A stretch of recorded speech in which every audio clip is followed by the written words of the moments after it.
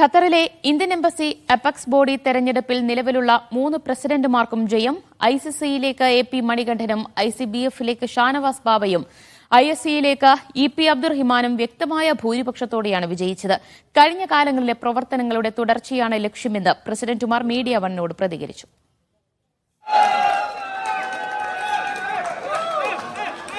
ഖത്തറിൽ ഇന്ത്യൻ കമ്മ്യൂണിറ്റിയുടെ കലാസാംസ്കാരിക പ്രവർത്തനങ്ങൾക്ക് നേതൃത്വം നൽകുന്ന അപെക്സ് ബോഡിയാണ് ഇന്ത്യൻ കൾച്ചറൽ സെന്റർ.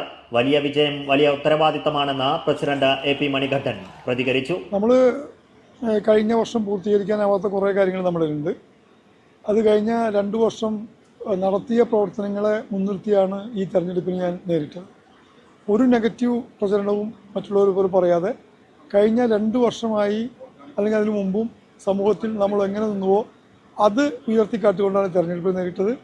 അത് ദോഹയിലെ ജനങ്ങൾ അംഗീകരിച്ചു എന്നതിൻ്റെ ഉത്തമ ഉദാഹരണമാണ് ഈ വലിയ ഭൂരിപക്ഷത്തിൽ എന്നെ തെരഞ്ഞെടുത്തത്. അപ്പോൾ എൻ്റെ ഉത്തരവാദിത്വം കുറച്ചുകൂടി കൂടുകയാണ്. ICCയെ കുറേ കൂടി 8,30,000 വരുന്ന ആളുകളുടെ ഇടയിലേക്ക് എങ്ങനെ കൂടുതൽ ജനകീയമാക്കി എത്തിക്കാം, ഏതൊക്കെ മേഖലയിൽ അവരുടെ കൂടി പങ്കാളിത്തങ്ങൾ ഉറപ്പുവരുത്താം എന്നുള്ളതാണ് ഏറ്റവും പ്രധാനപ്പെട്ട അജണ്ടയായി ഞാൻ കാണുന്നത്. രണ്ടാം ഊഴത്തിലും 24 മണിക്കൂറും ജനങ്ങൾക്കൊപ്പം ഉണ്ടാകുമെന്ന് ICBF പ്രസിഡന്റ് ഷാനവാസ് ബാവയുടെ ഉറപ്പ്. ICBF-ന്റെ സേവനങ്ങൾ അർഹരായ എല്ലാവരിലേക്കും എത്തിക്കും. ആദ്യമായി ഇന്ത്യൻ കമ്മ്യൂണിറ്റിയോട് നന്ദി പറയുകയാണ്. കഴിഞ്ഞ 2 വർഷം കമ്മ്യൂണിറ്റി ഭാഗമാകാനും ഇനി അടുത്ത 2 വർഷം കൂടി കമ്മ്യൂണിറ്റി സർവീസിൻ്റെ ഭാഗമാകാനും ICBF-ലൂടെ തെരഞ്ഞെടുത്തിട്ടുള്ള നന്ദിയും സ്നേഹവും അവരുടെ അറിയിക്കുകയാണ്. അതോടൊപ്പം തന്നെ നിങ്ങളെപ്പോലുള്ള മീഡിയ പേഴ്സൺസ് തന്നിരുന്ന സപ്പോർട്ടും 2 വർഷം അത് തുടർന്നുണ്ടാവണമെന്ന് അപേക്ഷിക്കുകയും കൂടിയാണ്. തീർച്ചയായിട്ടും നമ്മൾ കഴിഞ്ഞ 2 വർഷം കമ്മ്യൂണിറ്റിയിൽ വളരെ നമ്മൾ ആഴത്തിലിറങ്ങി എല്ലാവരുടെ ബന്ധം ഉണ്ടാക്കാനും അവിടെ ഓരോ ചെറിയതും വലുതുമായ ആവശ്യങ്ങൾക്ക് നമ്മളെ കൊണ്ടാകുന്ന പരിഹാരങ്ങൾക്ക് എപ്പോഴും ശ്രമിച്ചിട്ടുണ്ട്. അത് തന്നെയാണ് ഈ കൊടുക്കുന്ന ഏറ്റവും വലിയൊരു പ്രോമിസും. നമ്മൾ എപ്പോഴാണെങ്കിലും 24/7 ഈ കമ്മ്യൂണിറ്റിയിൽ ഉണ്ടാവും, നമ്മളുടെ ഫുൾ ടീം ഉണ്ടാവും. എന്തൊരു ആവശ്യം ഉണ്ടെങ്കിലും അത് ഏത് അധികാരികളാണ്, എംബസി ആവട്ടെ അല്ലെങ്കിൽ വേറെ ഏത് അധികാരികളാവട്ടെ, അവിടെയൊക്കെ ഭാഗത്തു നിന്നുള്ള ഇടപെടലുകൾക്ക് നമ്മളുണ്ടാകും എന്നുള്ളതാണ് അവിടെ എപ്പോഴും ഏറ്റവും വലിയൊരു വാഗ്ദാനം. അത് 24/7 ഉണ്ടാവും, ഏത് നേരത്തും നമ്മളുണ്ടാവും. അതുകൂടാതെ കുറച്ച് നമ്മളുടെ പരിപാടികൾ നമുക്ക് നമ്മുടേതായ ടീമിനായിട്ട് ആലോചിച്ചിട്ട് വെച്ചിട്ടുണ്ട്. അതിൻ്റെ ഒരു ഫൈനലൈസേഷൻ അടുത്ത ദിവസങ്ങളിലുണ്ടാവും.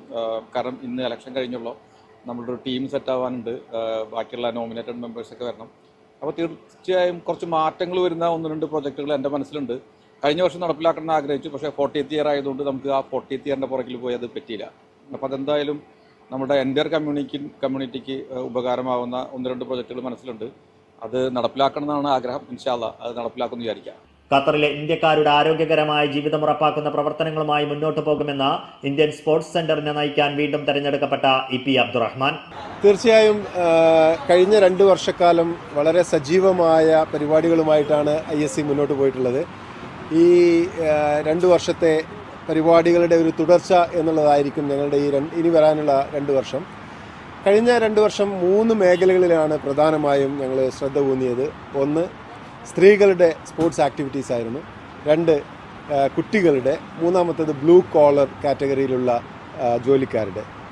സ്ത്രീകൾക്കായി ആദ്യമായി ക്രിക്കറ്റ് ടൂർണമെൻറ്റും ക്രിക്കറ്റ് കോച്ചിങ്ങും സംഘടിപ്പിക്കാൻ ഞങ്ങൾക്ക് കഴിഞ്ഞു. ത്രോബോൾ ടൂർണമെൻറ്റ് ഞങ്ങൾ സംഘടിപ്പിക്കുകയുണ്ടായി. പിന്നെ അതുപോലെ പല പരിപാടികളിലും സ്ത്രീ വോളണ്ടിയർമാരുടെയും ഇതിൻ്റെ ഓർഗനൈസിങ്ങിലും സ്ത്രീകൾ ധാരാളമായി മുന്നോട്ട് വരികയും കൂടുതൽ പരിപാടികൾ സ്ത്രീകൾക്ക് വേണമെന്ന് അവർ ആവശ്യപ്പെടുകയും ചെയ്തിട്ടുണ്ട്. ഈ വരുന്ന പരിപാടികളുടെ വരുന്ന വർഷങ്ങളിൽ ഞങ്ങൾ തീർച്ചയായിട്ടും സ്ത്രീകൾക്ക് വേണ്ടി വോളിബോളും അതേപോലെ തന്നെ ഫുട്ബോളും നടത്തണമെന്ന് പരിപാടിയിട്ടിട്ടുണ്ട്. കുട്ടികൾക്കായി അണ്ടർ 17 ഫുട്ബോൾ ടൂർണമെൻറ്റ് കഴിഞ്ഞ ടേമിൽ നടത്താൻ കഴിഞ്ഞു. ഇനി വരുന്ന വർഷങ്ങളിലും ഇത് തുടരും. അതിന് പുറമെ ഖത്തറിൽ ഇതുവരെയായിട്ട് ഇന്ത്യൻ സ്കൂളുകൾക്കിടയിൽ ഒരു ഇൻ്റർ സ്കൂൾ അത്ലറ്റിക് ചാമ്പ്യൻഷിപ്പോ അതല്ലെങ്കിൽ ഏതെങ്കിലും രീതിയിലുള്ള സ്പോർട്സ് ഗെയിംസ് ചാമ്പ്യൻഷിപ്പുകളോ നടക്കുന്നില്ല. അതായിരിക്കും ഈ ടേമിലെ ഞങ്ങളുടെ ഒരു പ്രധാന ഇനമായിട്ട് ഞങ്ങൾ പരിപാടിയിടുന്നത്. തെരഞ്ഞെടുക്കപ്പെട്ട അംഗങ്ങൾക്ക് പുറമെ അംബാസഡർ നോമിനേറ്റ് ചെയ്യുന്ന അംഗങ്ങളെ കൂടി ചേർത്താണ് പുതിയ കമ്മിറ്റികൾ നിലവിൽ വരിക. Media 1 Doha.